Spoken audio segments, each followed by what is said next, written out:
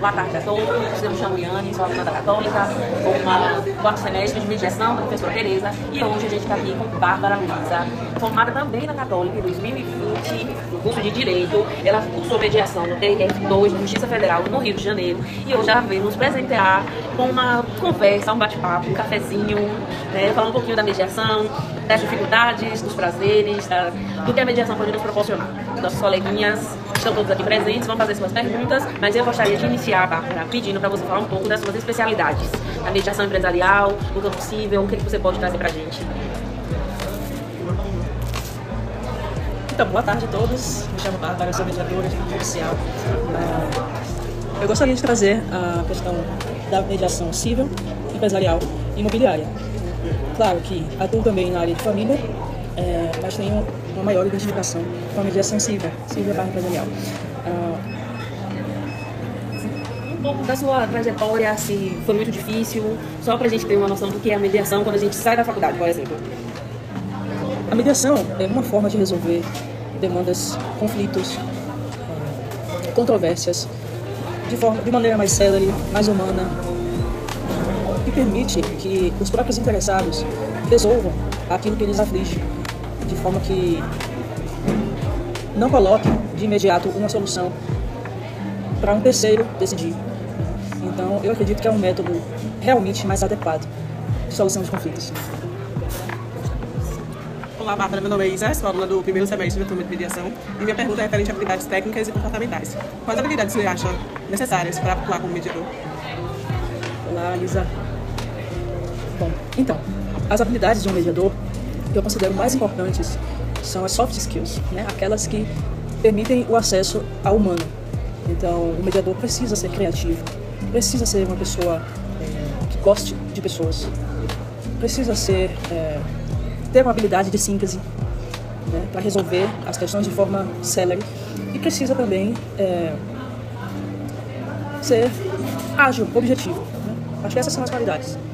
E humilde. Acima de tudo, humilde, porque se você não for humilde, corre muito o risco de você tentar ser juiz. Qualquer pessoa pode ser mediador? Qualquer pessoa pode ser mediador. Né? A própria lei de mediação estabelece isso. E desde que as partes estejam de acordo e tenham confiança nesse mediador, esse acordo pode ser celebrado e homologado pelo juiz. Por não ter tantos critérios para ser mediador, pode existir profissionais mais qualificados, outros nem tantos. Quais os erros mais comuns são cometidos por profissionais que são mediadores iniciais? Eu acredito que os erros mais comuns podem tangenciar a ética e a tecnia. Né? Então, desconhecer as ferramentas corretas para conduzir um processo de mediação podem induzir um jovem mediador a erro. Então, é muito importante o respeito aos princípios, especialmente da confidencialidade e o da imparcialidade. Bom, de novo. Meu nome é Arlisson Chagas e hoje eu trago uma pergunta voltada mais à sua experiência. Na sua experiência, existe um perfil psicológico ou comportamental que torna uma pessoa mais inclinada a buscar um caminho consensual na mediação? E se há esse caminho, há esses sinais, quais são esses sinais e os benefícios da própria mediação?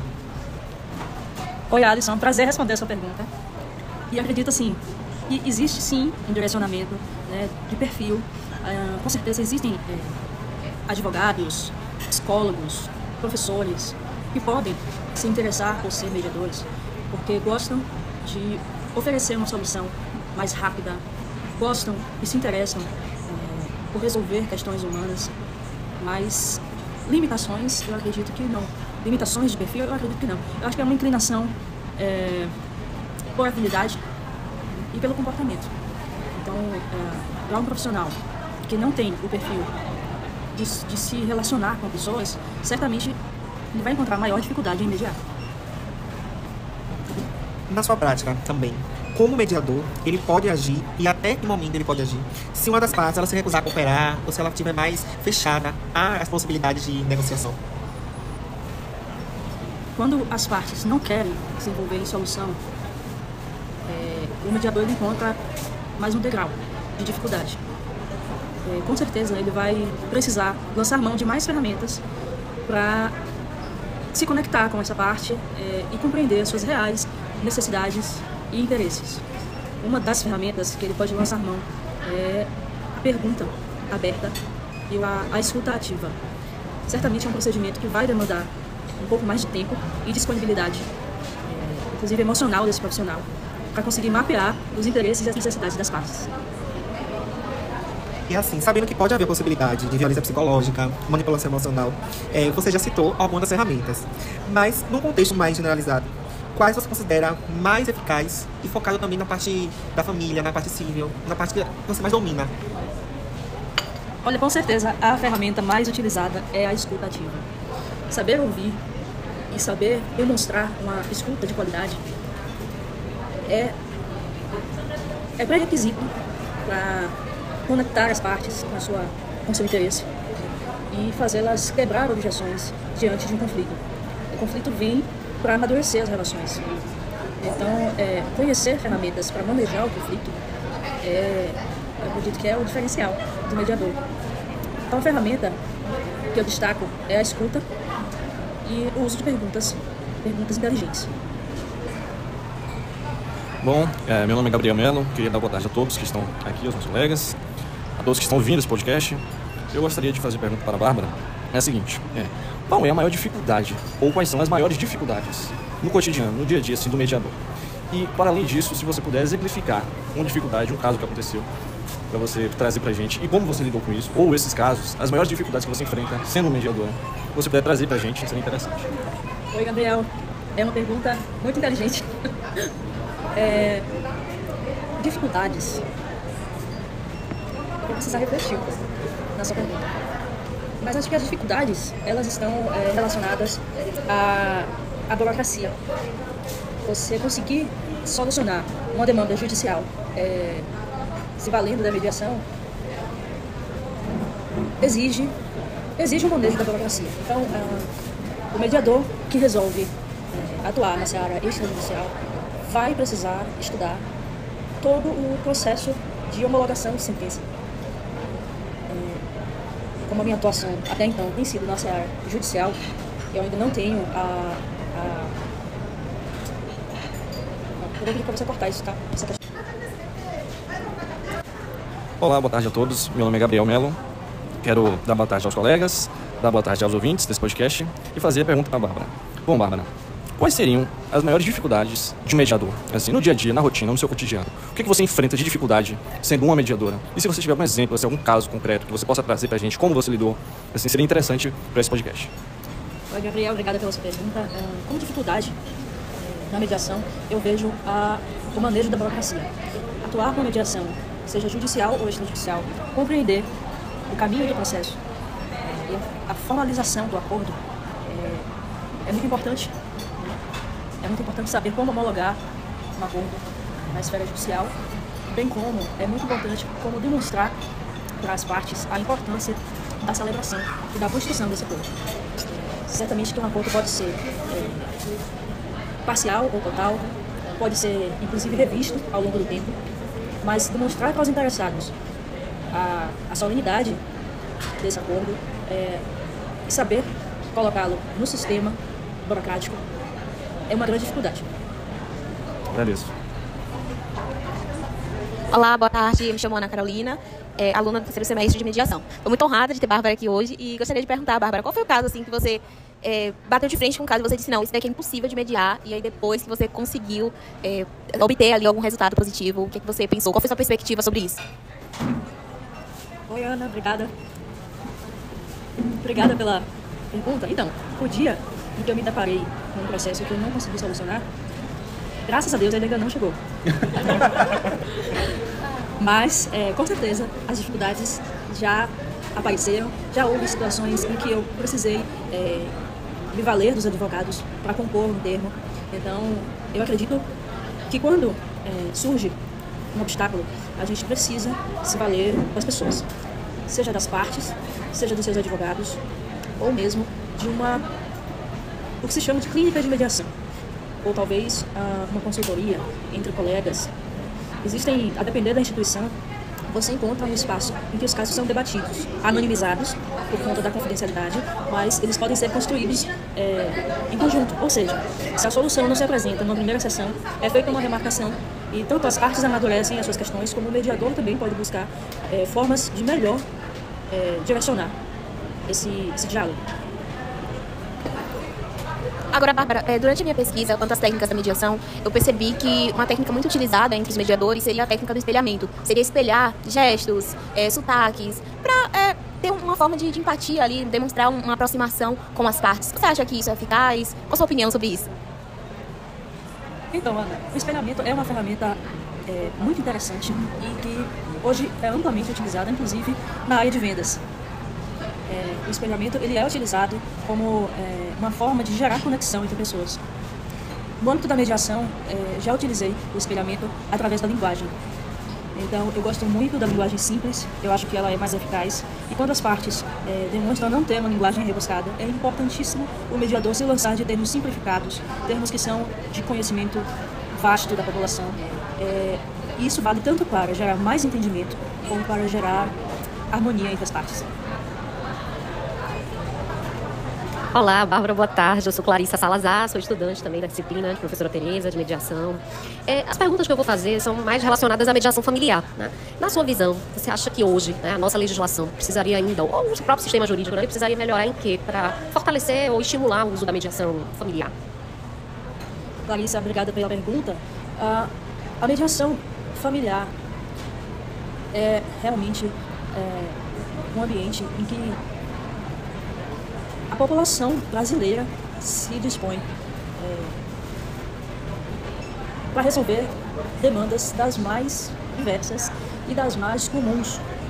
Então, o que eu acredito ser importante no Instituto da Mediação Familiar é um trabalho incansável e cooperativo entre as instituições, seja tribunais, seja administração pública, direta e indireta, seja mesmo se valer de profissionais de vastos setores, sabe? A mediação familiar, ela vai ainda ser reconhecida, eu acredito, e ela vai ser reconhecida como a forma mais eficaz de solução de conflitos e que vai descarregar o judiciário. Então, nós já vivemos hoje um movimento de crescimento da mediação, em que as famílias buscam os sejusques antes de buscar as varas ou a defensoria pública. Um dos caminhos mais tradicionais na hora de se resolver um conflito familiar é a defensoria pública. Hoje, eu já visualizo famílias chegando diretamente ao sejusque e requerendo uma audiência, sabendo que ali elas vão resolver seu problema de forma mais rápida, mais simplificada e mais humana, mais adequada à sua realidade. Então, acredito que seja realmente um engajamento entre instituições. Perfeito. E na sua visão, você acha que a nossa cultura brasileira hoje, ela está já aceitando a mediação, ela está buscando mediação? Já existe esse movimento para a mediação? Sim, Clarice, eu acredito que a mediação já é um instituto de sucesso. Ela já se estabeleceu como um método eficaz, um método adequado e como um método conhecido e de interesse das pessoas.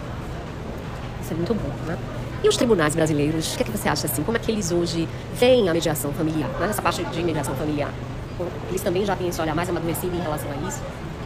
Veja bem, os tribunais brasileiros, eles ainda precisam cumprir. Vou voltar.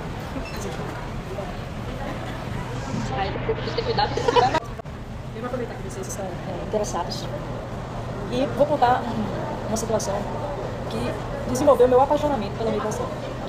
Foi o primeiro caso de família que eu mediei. Até então, eu era avessa às questões familiares. Quando eu fui resolver mediar, a primeira sessão aconteceu com um casal se divorciando e duas filhas para serem direcionadas na sua formação. E esse procedimento, que tinha previsão de até 2 horas, levou 4 horas e meia, sem intervalo. Eu acredito que essa solução só foi possível porque, diante da minha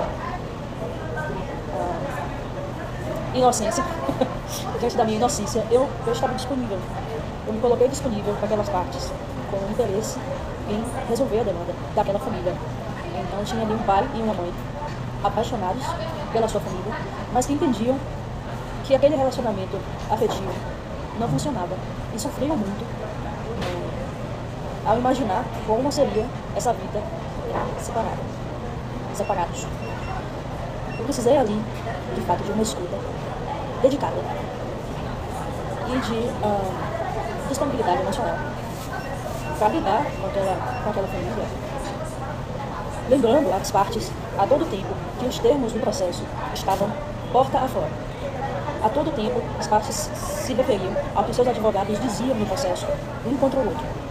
E eu precisei de pelo menos 1h30 lembrando aquelas partes que aquele processo não era o que nos constituía. Ao final da demanda, o pai, em prantos, olhou para mim, balançou o processo e disse: Bárbara, muito obrigada. Eu acho que isso devia ser mais feito, ou feito mais vezes, porque isso daqui, se referindo ao processo balançando, isso daqui é não me lembro bem o termo, mas ele fez assim, é um formador de conflitos. Isso daqui é um destruidor de família. E o que você fez hoje aqui salvou a minha família. Naquele dia eu entendi o que é disponibilidade de tempo e emocional. E eu entendi o valor da mediação. Naquele dia eu me apaixonei por mediação de família. Perfeito, perfeito. E assim, em relação aos tribunais, né? Hoje, qual o seu olhar em relação aos tribunais brasileiros? Eles estimulam a mediação familiar? Isso já vem também sendo uma mudança de olhar nos tribunais? Obrigada, Clarissa. Sim, os tribunais vêm formando um entendimento em prol da mediação de família e têm atuado com políticas públicas. Um grande exemplo é o incentivo da realização de oficinas de parentalidade, grupos de orientação familiar e da criação de eventos nos CEJUs, no Centro de Solução de Conflitos, eventos para se discutir as relações interpessoais, as relações entre mediadores, inclusive, entre equipes de trabalho. Tenho participado do crescimento dessa política e acredito que ainda há muito espaço para os tribunais ampliarem a sua atuação. Bom, em nome de todos os colegas, eu agradeço, Bárbara, a presença. Eu queria dizer que, finalizando esse podcast, todos nós saímos aqui com uma visão muito mais ampla de mediação e com um crescimento acadêmico profundo, porque hoje realmente foi um podcast voltado ao conteúdo em si da mediação. Então, agradecendo mais uma vez, Bárbara e a todos os presentes, entrevistadores e entrevistada, o podcast está encerrado.